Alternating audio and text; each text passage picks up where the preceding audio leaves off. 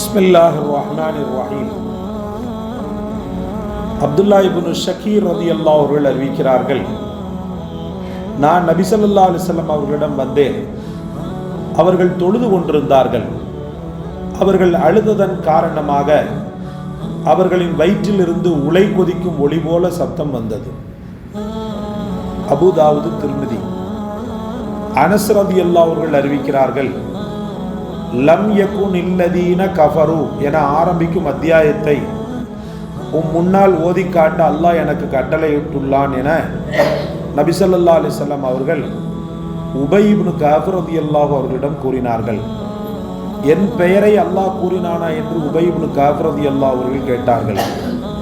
ஆம் என நபி ஸல்லல்லாஹு அலைஹி வஸல்லம் அவர்கள் கூறியதும் சந்தோஷத்தால் உடைந்து உபை ரலியல்லாஹு அவர்கள் அழுதார்கள். புகாரி, முஸ்லிம்.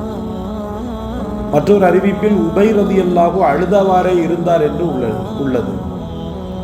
அனஸ் ரலியல்லாஹு அவர்கள் அறிவிக்கிறார்கள், நபி ஸல்லல்லாஹு அலைஹி வஸல்லம் அவர்கள் இறந்த பின் உமர் ரலியல்லாஹு அவர்களிடம் அபூபக்கர் ரலியல்லாஹு அவர்கள் தன் வளர்ப்பு தாயார் உம்மு ஐமன் ரலியல்லாஹு அன்ஹா அவர்களை நபி ஸல்லல்லாஹு அலைஹி வஸல்லம் அவர்கள் சந்தித்தது போல அவர்களை நாமும் சந்திக்க செல்வோம் என்று கூறினார்கள். அந்த இருவரும் அவர்களிடம் வந்தபோது உம்மு ஐமன் ரலியல்லாஹு அவர்கள் நபி ஸல்லல்லாஹு அலைஹி வஸல்லம் அவர்களுடைய மரணத்தை எண்ணி அழுதார்கள். அல்லாஹ்விடம் உள்ளவைகள் நபி ஸல்லல்லாஹு அலைஹி வஸல்லம் அவர்களுக்கு சிறந்தவைகளாகும் என்பதை நீங்கள் அறிவீர்கள்தானே, பிறகு உங்களை அழத்தூண்டியது எது என்று இருவரும் கேட்டனர்.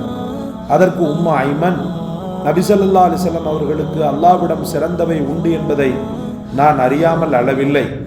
என்றாலும் இறை செய்தி வஹி வானத்திலிருந்து வருவது நின்றுவிட்டதே என்றுதான் அழுகிறேன் என்று கூறினார்கள்.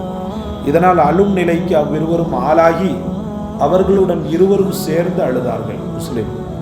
அல்லாஹ்வின் நல்லடியார்களே, உளப்பூர்வமாக அல்லாஹ்வையும் ரசூலையும் தன் வாழ்க்கையினுடைய பெரிய பிரியத்திற்குரியவர்களாக ஆக்கி கொண்டவர்களுக்கு வரக்கூடிய கவலைகள் தான் இதெல்லாம். பாருங்க, முதல்ல ரசூல் ஸல்லல்லாஹு அலைஹி வஸல்லம் அவர்கள் இறைவனை நினைத்து அழுகிறார்கள்.